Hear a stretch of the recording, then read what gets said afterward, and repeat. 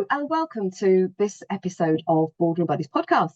So thank you for listening. And this is a third one of a series of podcasts that looks more at the financial side of your business.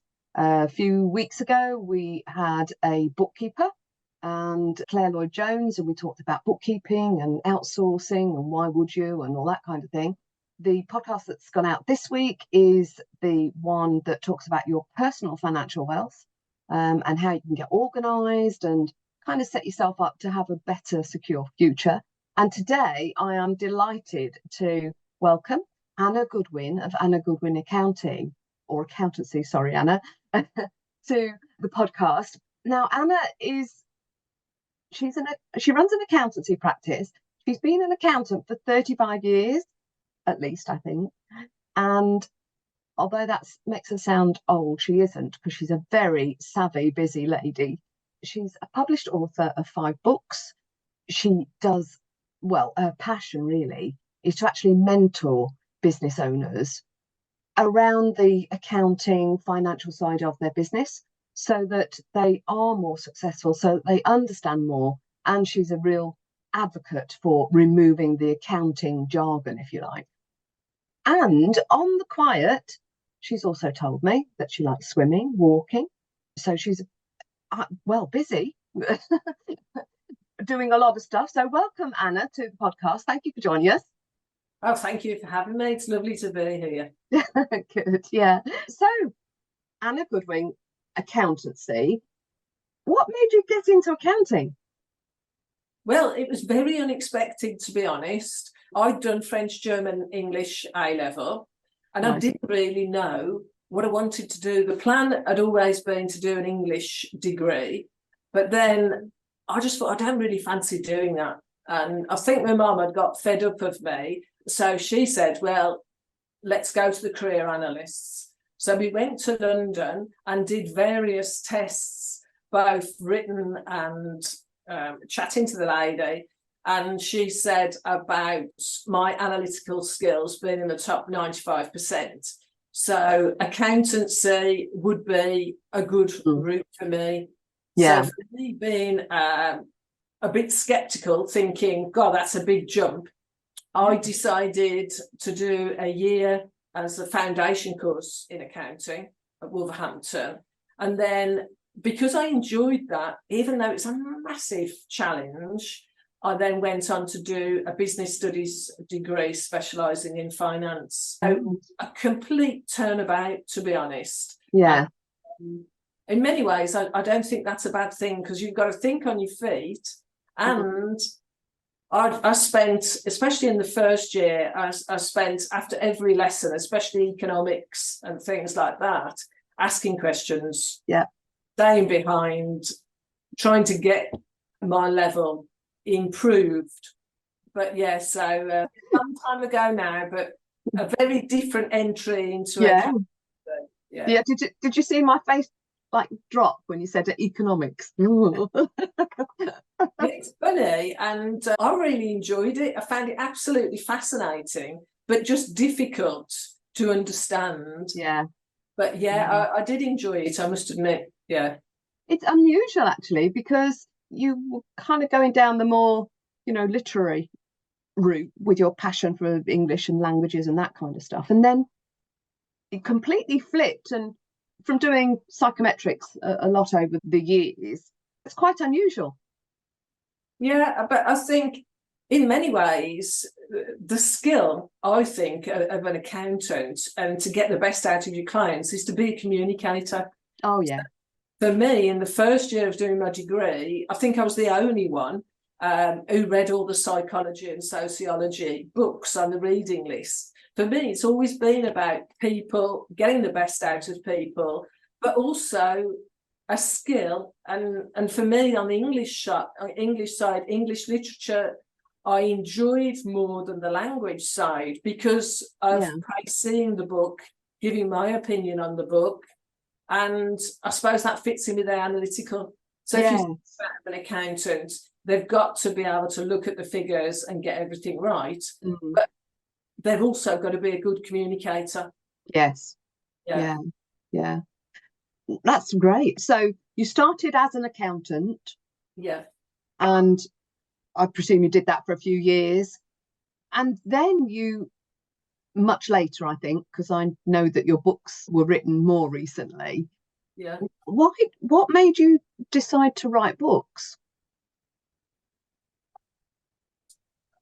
Completely unexpected, to be honest. I think a lot of the things that have happened to me, in the same way as starting working for myself 19 years ago, it just came out of the blue. Right. People had always said, why do work for yourself? And I'd always said, well, why would I do that? It's too stressful. And then that just happened. Somebody approached me and wanted me to do some work for them. And really, with the books, my friend died in August 13. She was an accountant as well. But for her, she was creative. She would have been better to change careers, but she didn't. After she died, it wasn't long after, I had the mind map came to me for Accountants Don't Bite. And accountants, for me, I've never been able to understand why people don't like accountants. They find them boring. Accountants tell them off. Accountants speak in jargon. So for me, I thought, well, there needs to be a book out there to say to people, this is what an accountant should do. These are the questions you can ask an accountant, and you are in charge as the business owner. Don't just think, like a lot of people do, well, better the devil I know, and stick with the accountant rather than changing. So yeah, it was me. After the death of my friend, I wrote the book and I dedicated it to her in her memory. So it felt like the right thing to do. Yeah. Right. Okay. Well, you've made some interesting points there about what an accountant should be like. Yeah. But and the fact that the lay person, and I include myself on that, you just go with it, don't you? Because the accountant is the professional, and you don't really think about it as, I should actually be interviewing this accountant to see whether they fit me and that kind of thing. So is that something that you kind of advocate, that you have to find the right one for you? Oh, I think absolutely, because it's an important relationship, both with the accountant to the client and the client to the accountant. Yeah. So I've been in a situation where I haven't taken people on because I thought there isn't the right fit there. And definitely that's happened for me, that people will meet me or chat to me. I think, no, she's not what I want in an accountant. So you have got to be selective. And also ask them about their approach. Ask them what they charge you for. Can you ask them questions? Talk to them, ask them questions, see if they communicate well. Yeah. Because that's what you would do if you were recruiting a member of staff or you were taking on a subcontractor. You wouldn't just think, oh, I'll just pick somebody at random. No. You talk to them. Yeah. So it's important. Yeah. Yeah. I think most people that I come across these days, to find their accountant, they've asked somebody, who do you know, and things like that. So, and that's good, isn't it? Yeah. Because then you get a referral. Yeah. And people wouldn't refer somebody, would they? No. If they didn't like them. No. So yeah, that's a good thing to do, definitely. So I know that you've got the books, which are, and for listeners, they're not novels. There's 3 guides and 2 books. Yeah. and so what would you say they're all about, Anna? I'll let you tell people what the books are about. I think mainly it's enabling a small business owner to help themselves. So, as I said, the first one is all about communicating with an accountant and getting the best out of an accountant. Yeah. The guides, I've done stress-free tax returns. Should you be a limited company or sole trader? Because I know a lot of people struggle with that. And also how to prepare bank reconciliations. So these are small guides which are pictorial. They're all a story to take the stress out of accountancy and tax. And then the last one that I did was Your Business, Your Numbers. is all about, as it says on the title, really, how you need to run a successful business. So looking at everything from time management to budgeting to management accounts, and after the end of each chapter, you've got a little action plan and workbook, so that you don't just think, oh, I enjoyed the book. You're actually part of the book and doing some work. Yeah. So that you're actually moving your business forward. Yeah. I think a lot of it, you can feel out of control as a business owner with no tools, nobody to ask. So Yes. I thought, well, the books can be out there so that people can help themselves. Yes. Sort their queries and use them, I suppose. Yes. Yeah. Yeah. That sounds really good. Yeah. Yeah. So I know that as well as the books, because you said to me earlier that you just like helping business owners. Yeah. Yeah. So you also do more than that, don't you? You offer online training courses. You've got this kind of mentoring and training approach to helping business owners. Yeah, because when I set up as an accountant 19 years ago, there wasn't really anybody out there who I could ask questions. It's not as bad now for the accountancy people setting up, but for them, I rang up my association and I said, well, what do I charge? And they said, well, that's up to you. So absolutely fundamentally, a complete waste of time. So I know what it's like for business owners. It's difficult to ask yourself questions and brainstorm with yourself, because how are you going to know? You know, and so many people say we don't know what we don't know. And I think working with a mentor, especially as somebody who's got such a lot of experience, it just gives you that support, but also the accountability. Because even in the last couple of days, people have said, I have so many ideas, but then I go from idea to idea and I don't do any of it because I feel overwhelmed.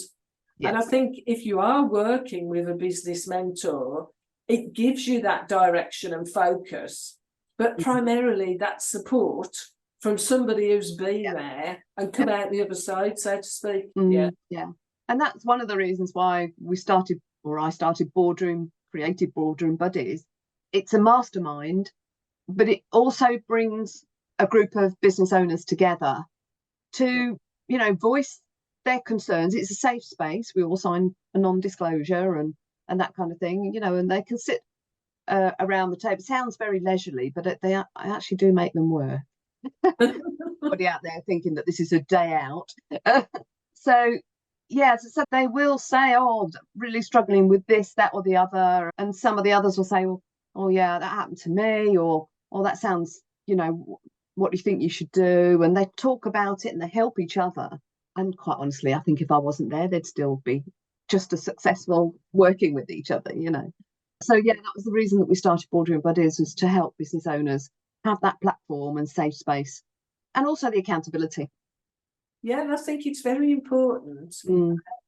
And also as a business owner, especially if you haven't got anybody who's independent, you can feel very lonely and very isolated and not really knowing which way to turn.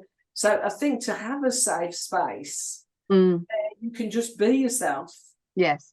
You haven't got to do like when you're out at networking and put on this projection of everything's going really well. Yeah. You can actually say, well, this is what I'm struggling with. So I think it's a gift really to be able to have that mentoring, because it just takes the pressure off. Yeah. So businesses can then focus on what they need to do, rather than having a list along of their arm of questions they don't know the answer to, they're not really that interested in, and they don't know where to start. No. And that's the thing, isn't it? You don't know where to start. You don't. No. Sometimes you get so caught up in everything that's going on that you're kind of not sure what to do, what bit to do first, and what bit is the actual important bit to move your business forwards. Yeah. And that's why it's important. Yeah. That's why it's important to have somebody to just say, I'm struggling with overwhelm. this is what I'm trying to do, but I don't know where to start. And then you can put a plan in place, can't you? That's right. Yeah, yeah. And some people see it as a bit of a, not a weakness. Maybe weakness is the wrong word, but there's a slight embarrassment sometimes as a business owner because you don't have all the answers and you don't want to admit it. Yeah, but actually, it's a strength, isn't it? Asking for help. Yeah. And it is. I always think it's something that I can do, and I think I perfected it from when I moved from those A levels into doing the foundation course in accountancy. That I had to ask, and I had to keep asking, and it was surprising how many times I said, "Look, I'm stuck. I don't know what you mean." That the other people in the room said, "Oh, thanks for asking, Anna. We didn't know either." So for me, I think it's a really good skill. Yeah. But as you say, a lot of people don't like it and they'll try and muddle through on their own. Yeah. Whereas for me, I think just ask. Don't waste your time or your energy. Go for it and ask the question. Yeah, when I think of over the years, because we started this business, our main business 2006. So over the years, it's like, oh gosh, if I'd have asked first, think of all the time I would have saved procrastinating. Indecisiveness.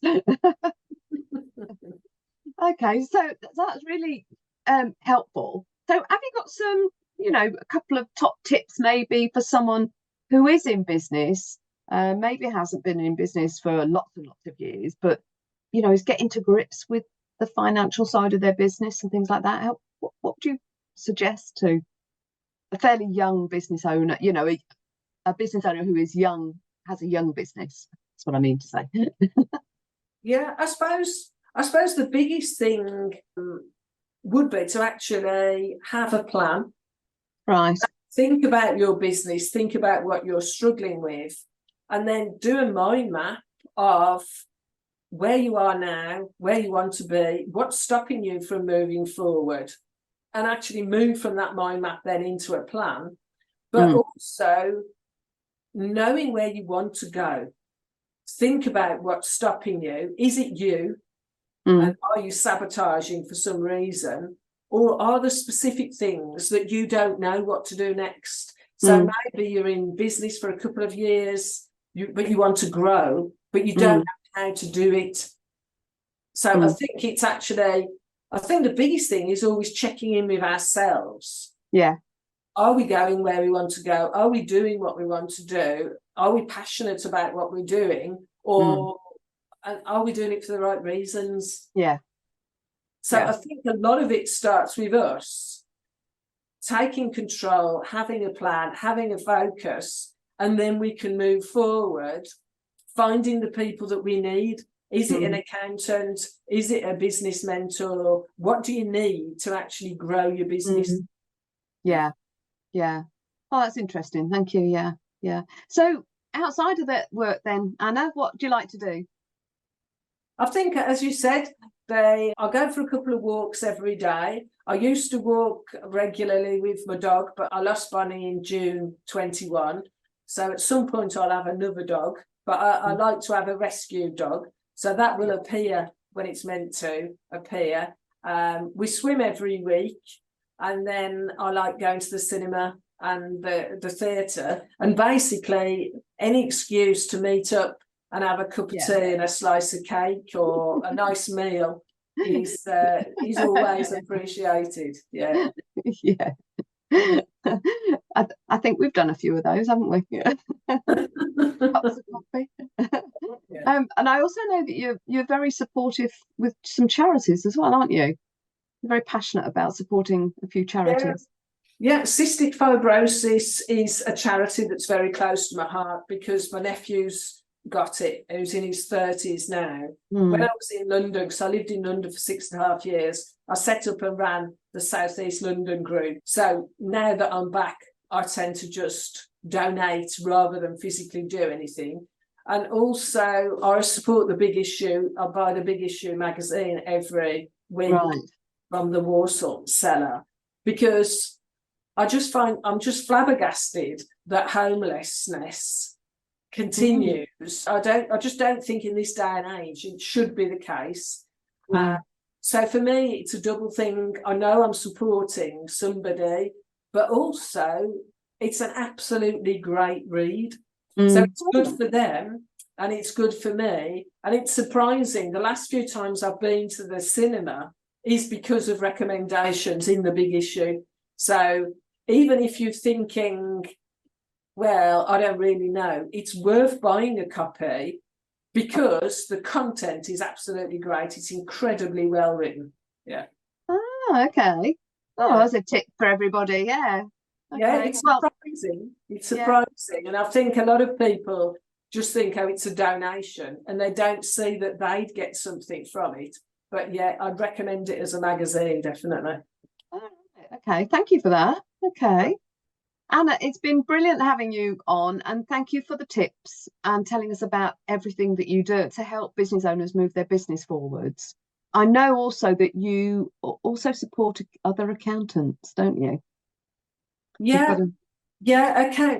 And as I say, when I first started, there was nobody really out there to support. So I offer mentoring to accountants in whatever form they are in. So maybe starting up in practice, running a practice and they've got questions, or in as accountants and they want to change career. So for me, it's that listening here and helping them to move forward in whatever way they want to. Yeah. And I know from our discussion that, you know, you run your business and the kind of different aspects of it, but you also outsource, don't you, to a number of people? Yeah, and I support them, you know, if they've got questions as well. But I find that a great help. I deliberately outsource in this country to people local to me, rather than going and using sourcing abroad, because I think there's enough people in this country who want the work and who work well. So that works well for me, because it means I've got more capacity then to mentor and to do what you love, get that help out there to people in a different way. Oh, brilliant. Okay, thank you, Anna. So how do people get in touch with you? What are your details? And I'll make sure they're into the show notes as well. Yeah, well, I suppose the website, which is annagoodwinaccountancy.co.uk. I'm also on Facebook, LinkedIn, Instagram. So wherever you want to find me, I'm there. I've also got 2 Facebook groups, Power Up Your Accountancy Practice and Power Up Your Business. So yeah, take your pick. Just Google Anna Goodwin Accountancy and I'll come up in very many different guises. So for the listeners, if you ever thought that accounting was boring or accountants were boring, Anna has just busted all those myths. TikTok, Instagram, 2 Facebook groups, a website, LinkedIn. Yeah, I think you got that sewn up. Thank you. Thanks for listening, everybody. Click subscribe so you know when the next one's coming out. And I hope you've enjoyed this podcast as I have, talking to Anna, and look forward to the next one.